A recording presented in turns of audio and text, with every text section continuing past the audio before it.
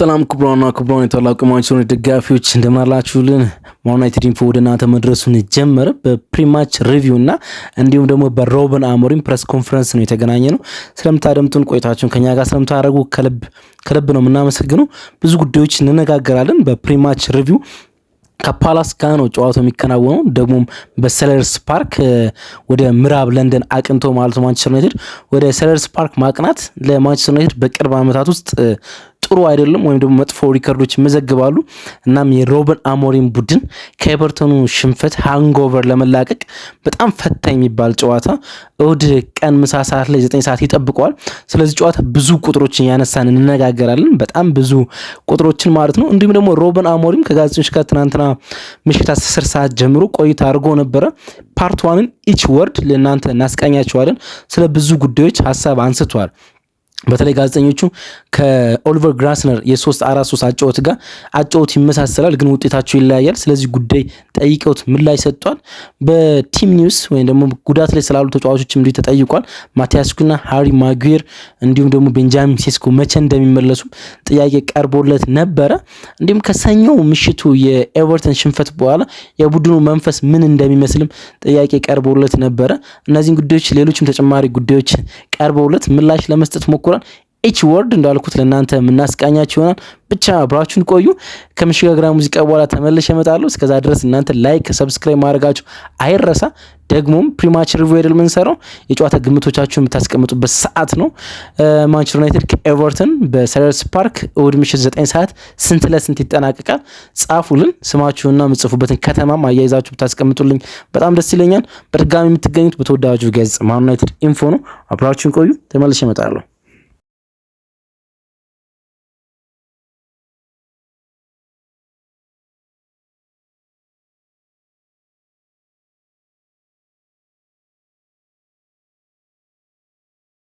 ዩናይትድ ባውንስ ባክ ለማድረግ ከዛ አምቢትን ወደ ነበረው ፎርም ለመመለስ ወደ ምዕራብ ለንደን ሰለርስ ፓርክ ማቅናት ይኖርበታል። 5 ተከታታይ ጨዋታዎችን ሳይሸንፍ ከዘለቀ በኋላ ያ የመሃል ላይ የመጣው የኤቨርተን ሽንፈት ብዙ ነገሮችን ያበላሸ ይመስላል። የኬረን ዲዮስቤሪ የቀኝ እግር ጎል እንዲሁም ደግሞ ኤቨርተን በ10 ተጫዋች ኦልድ ትራፎርድ ላይ ማንቸስተር ዩናይትድ ማሸነፍ ብዙ ነገሮችን ከሰሞኑ እንዳተራመሰ መነጋገር እንችላለን። ብዙ ወደ ኋላ መመለሶችን ማለት ይቻላል። ምክንያቱም ማንቸስተር ዩናይትድ ከዛ ሽንፈት በፊት 5 ተከታታይ ጨዋታዎችን ሳይሸንፍ መጓዝ ችሎ ነበር። 4 ተከታታይ ጨዋታዎችን በኦልድ ትራፎርድ ድል አድርጎ ነበር ካለምንም አቻ ማለት ነው። እነዛ ነገሮች ሁሉ ነው በዛ የኤቨርተን ጨዋታ ወደ ኋላ እንዲመለሱና ሰዎች እንደገና ወደ መጥፎ ስሜት እንዲመለሱ እንዲረበሹ የሚያደርጉ ስሜቶችን ማምጣት የቻሉ። በኤቨርተኑ ጨዋታ 25 ሹቶችን ማንቸስተር ዩናይትድ አድርገው ነበር፣ 6 ኦን ታርጌቶችን።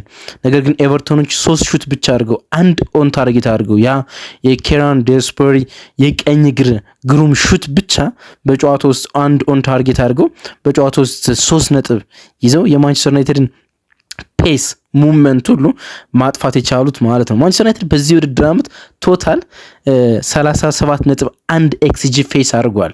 ወይም ደግሞ በድምር የሞከረውና የተሞከረበት ሊያገባና ሊቆጠርበት የሚችል ድምር ኤክስጂ አስተናግዷል። በድምር ኤክስጂ ከሊጉ ቁጥር 1 ይሆናል። 20.1 ኤክስጂ ወይም ደግሞ ኤክስፔክትድ ጎልስ ተጠብቆበት ነበር። ወይም 20 ጎሎችን በሊጉ ላይ ማስቆጠር ማለት ነው። 17 ኤክስጂ ደግሞ አጌንስት ነው ወይም ደግሞ ሊቆጠሩበት የሚገባ ጎሎች አሉ። ግን ሪያሊቲው ማንቸስተር ዩናይትድ ሊያስቆጥሩ ከሚገባ 20 ጎል አስቆጥሮ 19 ነው። ሁለቱ ኦን ጎሎችን ስናነሳ ደግሞ 17 ጎል ነው የተቆጠረበት ያስቆጠረ ማለት ነው። ሊቆጠርበት የሚገባው 17 ጎል ነው፣ ግን 19 ጎል ኦቨር መጥፎ መሆን ኦቨር ወረስት ነው የሚሉት። እንዴት እንደምንገልጸው አላውቅም። ግን 17 ጎሎች ሊቆጠሩበት ተገብቶ ግን 19 ጎሎች ተቆጥሮበታል ማለት ነው።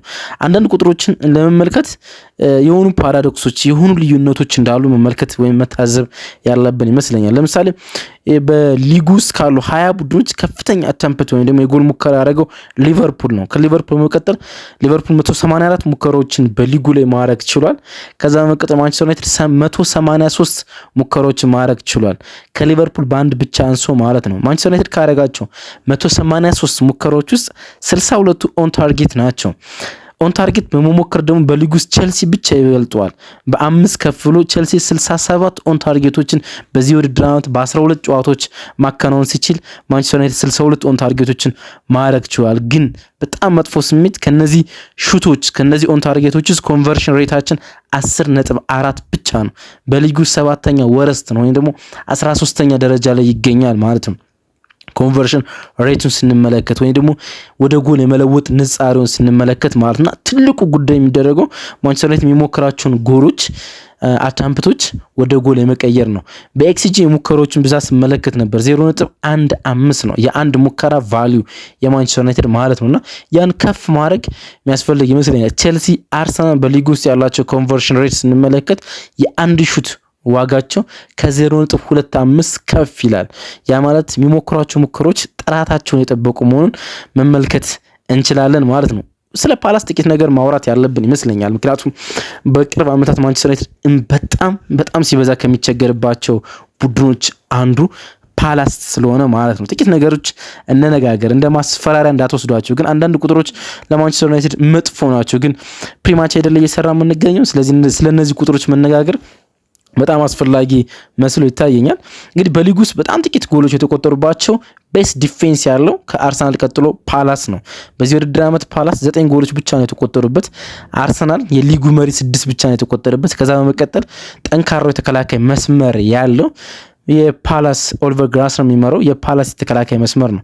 ከ1980-82 ሲዝን በኋላ ነው ለመጀመሪያ ጊዜ በ12 ጨዋታዎች ውስጥ ትንሽ ጎሎች የተቆጠሩባቸው።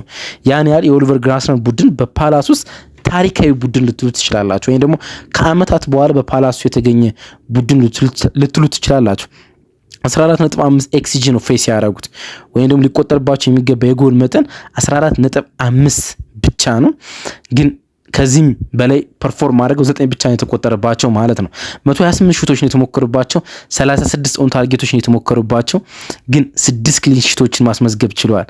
በክሊን ሺትም ከመሪው አርሰናል በአንድ ብቻ ነው ዝቅ የሚሉት። አርሰናል 7 ክሊን ሺት አለው፣ እነሱ 6 ክሊን ሺት አሉ። ያን ያህል በጣም ቤስት ዲፌንስ እንዳላቸው መናገር ይቻላል። ፓላስ ያለፉት 12 የሜዳ ጨዋታዎች ምንም አይነት ሽንፈት አላስተናገደም በሰለርስት ፓርክ ማለት ነው። ያ ሌላኛው የፓላስ ግሩም ጥንካሬ እንደሆነ መነጋገር ያስፈልጋል።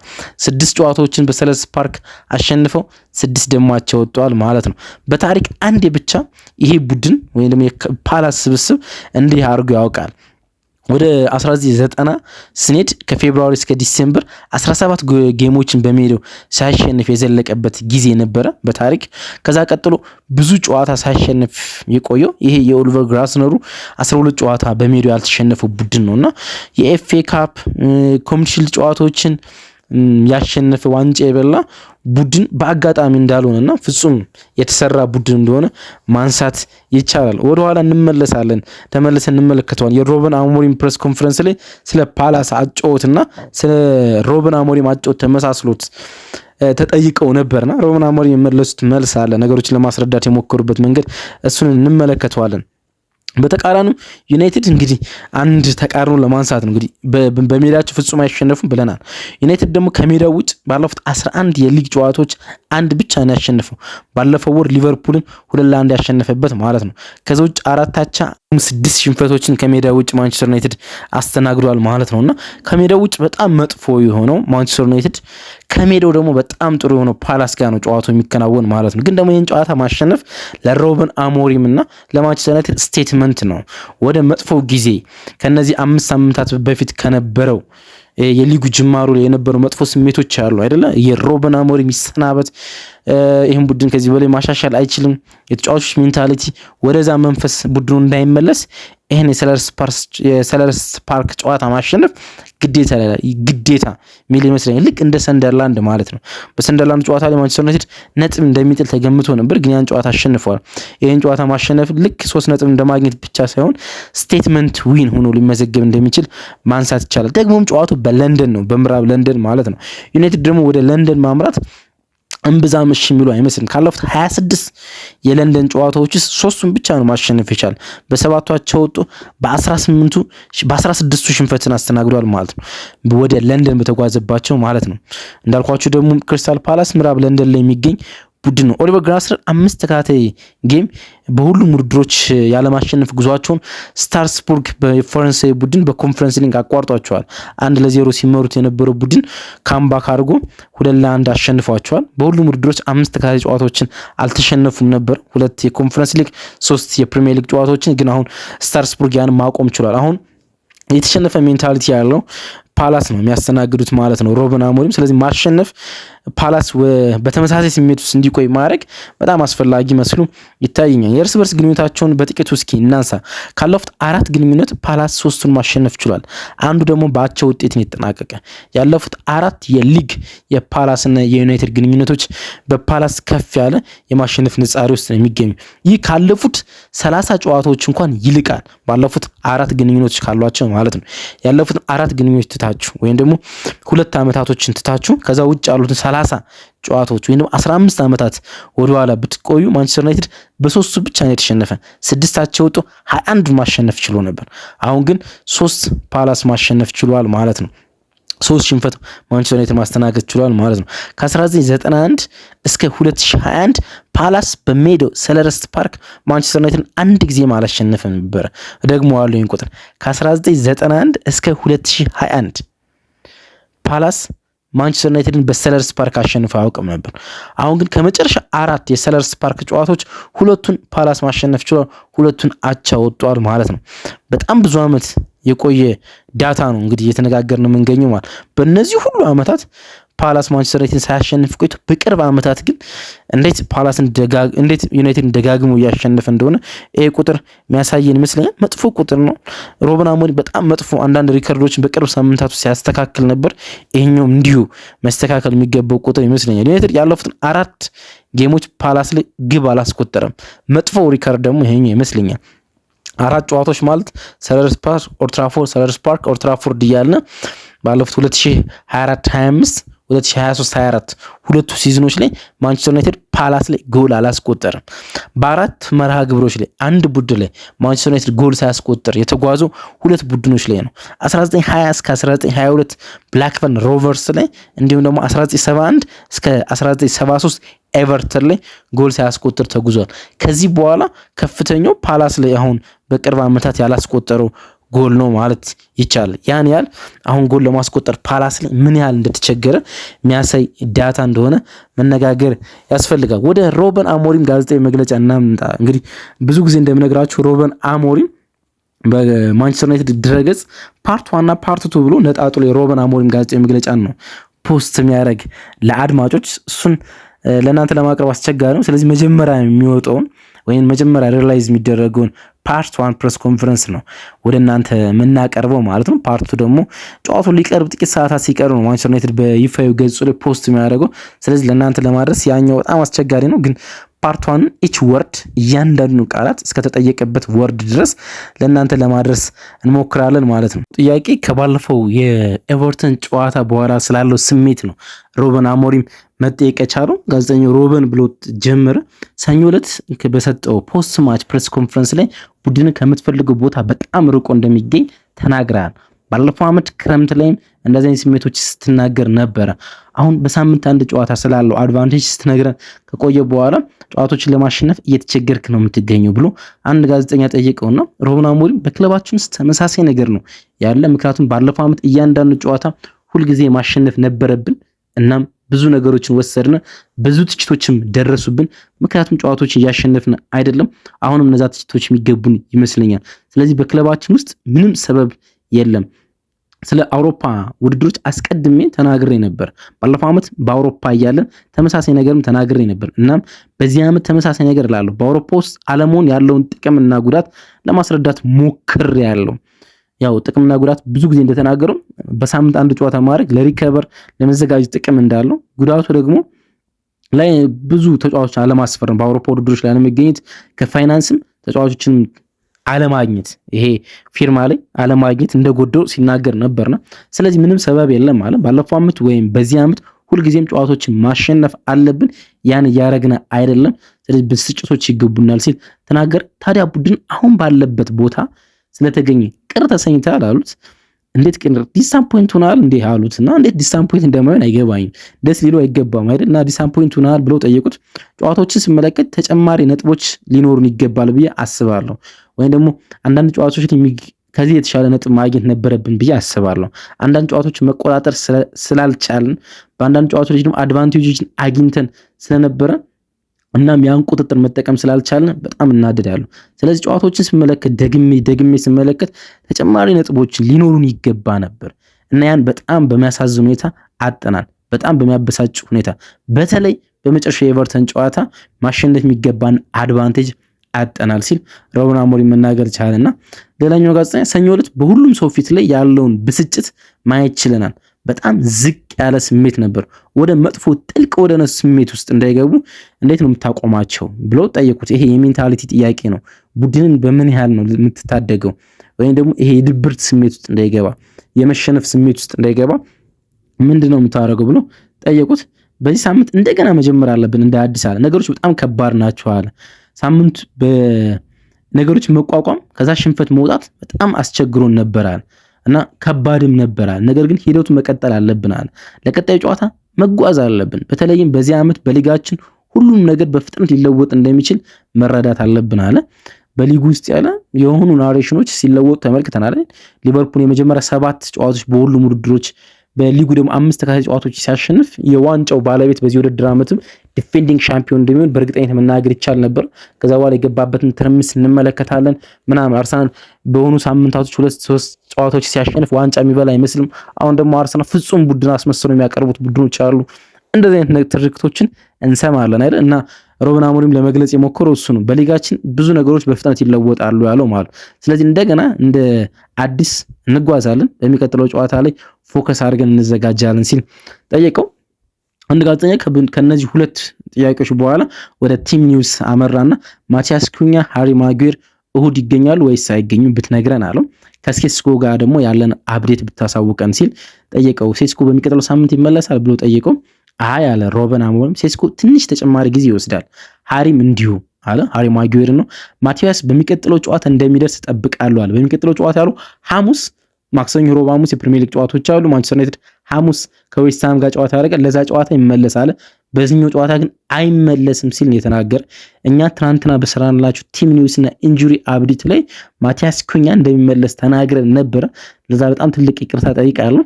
እርግጥ አፕዴቶችን ያገኘንባቸውን ምንጮች ተናግሬያለሁ። ምንጮቻችን ያሳሳቱን ትልልቅ ዌብሳይቶችን ነው ቼክ ለማድረግ ሞክሬ ነበር። እንደሚመለስ ሰምተን ነበር፣ ግን ሩበን አሞሪም እንደማይመለስ ነው የተናገረ። ለሐሙሱ ጨዋታ ነው የመመለስ እድሉ አለውና አንዱ ጋዜጠኛ ዞሌ ቀጥሎ ጠየቀው፣ ይቅርታ ስለ ሴስኮ ብቻ ነገሮችን ብታብራራልኝ አለ። ያ ማለት ተጨማሪ ጉዳት ወይም ደግሞ የጉዳቱ መጠን ከፍ ያለ ነው ማለት ነው ብሎ ጠየቀው። አይ ትንሽ ረዘም ያለ ጊዜ ይወስዳል፣ ጉዳቱን እየተመለከትነውና እየተንከባከብነው እንገኛለን ሲል ባጭሩ ለመመለስ ሞከረ ሩበን አሞሪም ማለት ነው። ሰኞ ዕለት ከጨዋታው በኋላ እንደ ባለፈው ዓመት ተመሳሳይ ስሜት እንደተሰማ ጠቅሳል። ካለፈው ዓመት ጋር ተመሳሳይ ስሜት እንዳይሰማኝ ፈራሁ በሚል ቃል ማለት ነው። ከጨዋታው በኋላ ያ ምን ያህል አፕዴት ሆኗል፣ ምን ያህል አድጓል፣ ተጫዋቾች ባለፈው ዓመት ሊደግሙት የሚችሉት የጭንቀት ስሜት ይጋራሉ፣ ያንተን የጭንቀት ስሜት ይጋራሉ ብለህ ታስባለህ ብለው ጠየቁትና እንደገና ነገሮችን ለማብራራት ሞከረና እንደገና ጨዋታዎችን ከተመለከትን በኋላ የተሻለ መጫወት እንደምንችል አስቤያለሁ።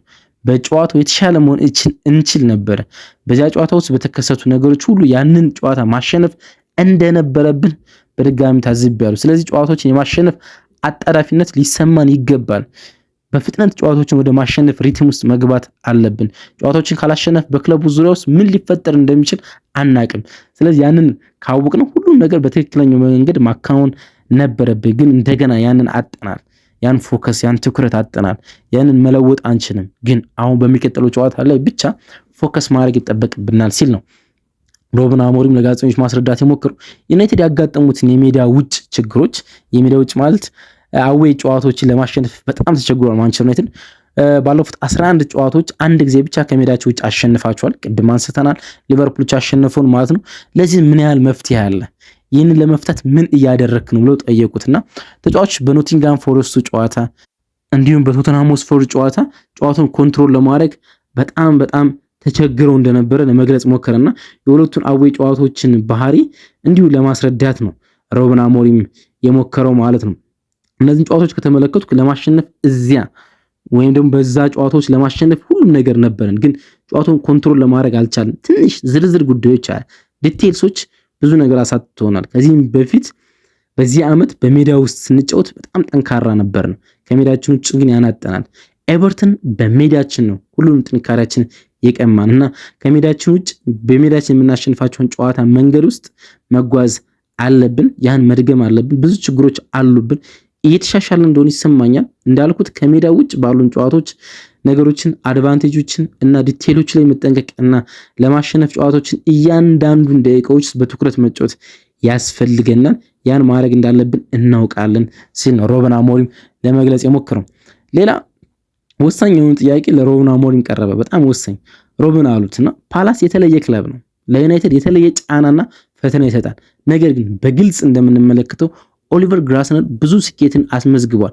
ካንተ ጋር በተመሳሳይ የጨዋታ ፎርሜሽን በዚህ ውድድር ዓመት ቢሆን ኤብሬች ኤዜን የመሰለ ተጫዋች እንኳን አጣው በተመሳሳይ ፎርም ውስጥ ይገኛሉ። እነሱ ያደረጉትን ነገር ተመልክታችሁ የመነሳሳት ስሜቶች አሏችሁ ወይ? እነዛ የማበረታቻ ስሜት ከነሱ ታገኛላችሁ። የክንፍ ተከላካዮቻችሁን በግልጽ መረጋጋታቸው ትልቅ አስተዋጽኦ አለው። ወይም ደግሞ ተመሳሳይ የክንፍ ተጫዋቾች መጠቀማቸው አሉ እነሱ ታይረል ሚቼል እና ሙኒዝ የሚጠቀሙበት መንገድ ጠቅሟቸዋል ወይ ለማለት የሞከሩት ጋዜጠኛው ያን ምን ያህል ትልቅ አስተዋጽኦ ሊያሳድር ይችላል ብሎ ያስባሉ ሲል ጋዜጠኛው ጠይቃቸው። ኢንተረስቲንግ ጥያቄ ነው። በጣም ትክክለኛ ጥያቄ ይመስለኛል። በተለየ መንገድ ነው የምንጫወተው እና ያንን መረዳት ትችላላችሁ ብዬ አስባለሁ። አሁን ግን ሁሉም ነገር ማስረዳት በጣም ከባድ ነው። እንዳልከው የተለየ ክለብ ነው። ከኛ ጋር የተሻለ ነገሮችን ከኛ በተሻለ የተሻለ ነገሮችን እያደረጉ ነው። ስለዚህ ያ በጣም ተመሳሳይ ነው ማለት አይደለም አጫወታችን።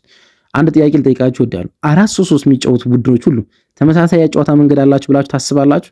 አይደለም አይደል? በተለየ ጊዜ እንጫወታለን፣ በተለየ ቦታ እንከላከላለን፣ በተለየ መንገድ ለማጥቃት እንሞክራለን። ሽግግሮች የምናደርግባቸው ደቂቃዎች ይለያሉ። ለማጥቃት የምንጠቀማቸው ተጫዋቾች ይለያሉ። እነሱ ከኛ በተሻለ ነገሮችን እያደረጉ ይገኛሉ፣ ግን የምንጫወትባቸው መንገዶች ይለያያሉ ሲል ለመመለስ ሞከረ። ጋዜጠኛው እዚህኛው ጥያቄ ላይ መውጣት አልፈለገም። ምናልባት በጣም ፈጣን ሊሆኑ ይችላሉ አለ። የሚያጠቁበት ፍጥነት አንዳንድ ጊዜ ስናያቸው እንገረማለን። በግልጽ በተለየ መንገድ እንደምትጫወቱ ይሰማኛል። ነገር ግን ከሁኔታዎች እና ከሐሳቦች አንጻር ከነሱ የምትወስዱት ነገር የለም ወይስ ጥያቄውን አልወደድከውም ብሎ ጋዜጠኛው ለመጠየቅ ሞከረና በፍራንክፈርት ከነሱ ጋር ስፖርቲንግ ሁኜ ተጫውተናል። ግላስነርን በደንብ አውቀዋለሁ። ስለዚህ ተጫዋቾቹን አውቀዋለሁ። ተጫዋቾች እንዴት እንደሚያስተዳድር አውቃለሁ። ከሁሉም አሰልጣኝ ጋር የሆነ ነገር ለመውሰድ እሞክራለሁ። በተለይ ኢንተርናሽናል ብሬክ ሲሆን ሁሉም 2 ሳምንታቶችን ሁሉንም አሰልጣኞች በሊጉ ያሉትን አሰልጣኞች ሁሉ ለመመልከት እሞክራለሁ። ከሁሉም አሰልጣኞች የሆነ ነገር ለመውሰድ እሞክራለሁ። እንደ አሰልጣኝ ፕሮፌሽናል አሰልጣኝ 6 ዓመታትን አሳልፌያለሁ። በየቀኑ ከሁሉም ሰዎች ለመማር እሞክራለሁ። እናም ከግላስነር ቡድንም መማራቸው ነገሮች ይኖራሉ ሲል ጥያቄውን ለመመለስ ሞክሯል ማለት ነው። ግን ይሄ ጥያቄ በጣም ኢንተረስቲንግ ጉዳይ ነው። ምክንያቱም ዲቴሎች ሊለያዩ ይችላሉ፣ ግን የሚጫወቱባቸው መንገዶች 3-4-3 ናቸው። ሁለቱም 2-10-10 ቁጥሮች የሚጠቀሙት አንድ አጥቂ ነው የሚጠቀሙት። ለምሳሌ ብሬንፎርድ የነበረው ቶማስ ፍራንክ 3-4-3 ቢጠቀምም 2 አጥቂና 1 10 ቁጥር ነበር የሚጠቀመው። 2 አጥቂ 1 10 ቁጥር ማለት ነው። ብራያን ምቤሞን ከሆነ አጥቂ ጋር ከያን ዊሳ ጋር አድርጎ ጄምስ ጋር ስሙ ጠፋኝ፣ ይቅርታ፣ የሆነ 10 ቁጥርን ከጀርባው ይጠቀማል ማለት ነው። የኛው የግላስነር ቡድን ግን 2 10 ቁጥሮችን እስማኤል ሳር እና የርሚ ፔኖን ከማቴታ ፊት ነው ከማቴታ ጀርባ ነው የሚጠቀመው። ከማንቸስተር ዩናይትድ ጋር በብዙ ይመሳሰላል። ጥያቄው መጠየቁ በጣም አስፈላጊ ይመስለኛል። ይሄኛውን ጥያቄ ስጠይቅለት የነበሩት ጋዜጠኛ በመጨረሻ በተከላካይ አማካኝ ክፍል ላይ ብዙ ትኩረት ይደረጋል። በሚቀጥለው ውድድር ዘመን ያን ቦታ እንደምታጠናቅረው ግልጽ ይመስለኛል። የዊንግ ባክ ቦታ ላይስ መሰረታዊ ለውጥ አደርጋለሁ ብለህ ታስባለህ ብሎ ጠየቁትና የቡድኑን ባህሪያት ለማሻሻል ጊዜ እንደሚያስፈልገን አስባለሁ። ባለፈው ዓመት ይህንን ተናግሬ ነበር አለ። ለምሳሌ የመጨረሻውን ጨዋታ ከ10 ተጫዋቾች ጋር ለመጫወት በቀኝ እግሩ የሚቆም አማድ በሌላኛው በኩል ሊኖረን ይገባ ነበር አለና እንደ አማድ አይነት ተጫዋች ግን ቀኝ እግር ፈልግ ነበር አለ። ስለዚህ ከዚህ በኋላ የተሻለ ቡድን ለመሆን እንሞክራለን፣ ባህሪዎችን ለማሻሻል እንሞክራለን። ስለዚህ በሆነ መንገድ ለመጫወት ፍጹም ለመሆን የሆኑ የምንጨምራቸው ነገሮች ይኖሩናል። በየትኛውም ቦታ በሁሉም ቦታ እንዲሁም ደግሞ እያንዳንዱን የጨዋታ ክፍለ ጊዜ ለማሻሻል የሚረዱንን ተጫዋቾች ለማግኘት እንሞክራለን አለውና ዝውውር ላይ ሊሳተፍ እንደሚችል የሚጠቁም ነገር ለመናገር ሞከረ። በዛ አንዱ ጋዜጠኛ ሮበን በክንፍ ተከላካዮች ብቻ እናውራ እስኪ አለ። እኔ እንደማስበው ብሎ ጋዜጣው ጠየቀ። ዳንኤል ሙኔዝ እና ታይሪክ ሚቸል የፓላስ የክንፍ ተጫዋቾች በፕሪሚየር ሊግ ውስጥ ረጅም ኪሎ ሜትር በመሸፈን ወይም ከፍተኛ የሜዳ ክፍል ብዙ ኪሎ ሜትር በመሸፈን ቁጥር ከ5 ምርጡ ተከላካዮች ውስጥ ይመደባሉ አለ። ብዙ የሜዳ ክፍል በመሸፈን ወይም ደግሞ ረጅም ኪሎ ሜትሮችን ብዙ ኪሎ ሜትሮች በመሮጥ ከሊጉ 5 ተከላካዮች ይመደባሉ። የዩናይትድ የክንፍ ተከላካዮች ደግሞ በጣም በዝቅተኛ ደረጃ ላይ ይገኛሉ። እነዚህ ተጫዋቾች በትክክል ለመሆን የምትፈልገው የማጥቃት ዝንባሌ ለማግኘት አሁን ማዳበር እንዳለባቸው ወይም ማዳበር ያለባቸው ጉዳይ እንዳለ ይሰማል ወይ ብሎ ጠየቁትና የራሱን ተጫዋቾች እንዲያሳጣ ነው ጥያቄ እየቀረበለት የሚገኝ ደግሞ የራሱን ተጫዋቾች እንዲተቻቸው ነው ደጋግመው ጥያቄ እየጠየቁት የሚገኙ። እናም ለመመለስ ሩበን አሞሪም የመጨረሻው ጥያቄ ነበርና ይጫወታሉ፣ ምናልባት እንደነዛ መጫወት ይችላሉ አለ። ያንን መረጃ የት እንደምታገኙትን እንዴት እንደምታወዳድሩት አላቅም አለ። ምናልባት ተጨማሪ ጨዋታዎችን ተጨማሪ ደቂቃዎችን እነሱ ይጫወታሉ አለ። ስለዚህ መረጃዎችን ማወዳደር ትክክል አይመስለኝም። እኛ ብዙ ቅያሬዎች እናደርጋለን። አንዳንድ ጊዜ የምንለውጠው የተለያየ ቦታ መሆኑን ስለምናውቅ ወይም ከዳሎት ከፓትሪክ ዶርክ ቀኝ እግር ግራ እግር ስንፈልግ ተጫዋቾችን ለመቀየር እንሞክራለን። ብዙ እንለውጣለን። አንዳንድ ጊዜ አማድን ከፊት እናስቀድማለን። አንዳንድ ጊዜ ደግሞ ጨዋታዎችን በሙሉ ኃይል ለመጠቀም ስንፈልግ ዊንግ ባክ አድርገን እንጠቀማለን። አማድን ሁልጊዜም ቦታውን ይለዋወጣል። ስለዚህ ሁሉንም መረጃዎች ሁሉም ዳታዎች ሊለዋወጡ ይችላሉ። የተጫዋቾቹ ደቂቃዎች እናንተ የምታወዳድሩት ዳታ ጋር ሊለያይ ይችላል። የተለያዩ ነገሮችን ታያለ እና እንደገና ነገሮችን በጣም ጥሩ ያደረጉ ነው ብዬ አስባለሁ። ከኛ ይልቅ በሽግግር የበለጠ ይጫወታሉ እነሱ አለ። ይሄኛው ኢንተረስቲንግ ጉዳይ ይመስለኛል። ከኛ ይልቅ ብዙ የሽግግር ጨዋታዎች እነሱ ያደርጋሉ አለ። ማንቸስተር ዩናይትድ አንዳንድ ጨዋታዎች ላይ በቁጥጥር እንዲጫወት ወይም ደግሞ የጨዋታ ቁጥጥር እንዲወስድ ይገደዳል። አንዳንድ ጨዋታዎች ላይ ማለት ነው፣ ኳሱን ሲሰጡት ማለት ነው። ፓላስ ሁልጊዜም በሽግግር ይጫወታል። በሽግግር የሚጫወት ከሆነ ደግሞ ዊንግ ባኮቹ ብዙ ኪሎ ሜትሮችን መሸፈን የሚጠበቅ ነውና ያን ነው ለመግለጽ የሞከሩ። ስለዚህ እነዚህ ሁሉ ነገሮች ማወዳደር የሚያስፈልግ ይመስለኛል። እና እያንዳንዱ ቦታ ላይ በጣም የተሻለ ማድረግ አለብን። ዊንግ ባክ ቦታ ላይ ሲሆን እያንዳንዱ ቦታ ላይ የተሻለ ማድረግ አለብን ሲል ጥያቄውን ለማብራራት ሞክሯል ማለት ነው። ሩበን አሞሪም ከጋዜጠኞች ጋር የነበረው የፔሪድ 1 ወይም ደግሞ ክፍል 1 ጋዜጣዊ መግለጫ በማንቸስተር ዩናይትድ ዌብሳይት ላይ ሪሊዝ የተደረገው ይህን ይመስላል። ኦፕታ ይህኛውን ጨዋታ የማሸነፍ ግምት ለክሪስታል ፓላስ ሰጥቷል። 54.1% ባለሜዳው ክሪስታል ፓላስ ይህን ጨዋታ ያሸንፋል ሲል ማንቸስተር ዩናይትድ ደግሞ 22.3% ጨዋታውን የማሸነፍ ግምት ለኦፕታ ሰጥቷል።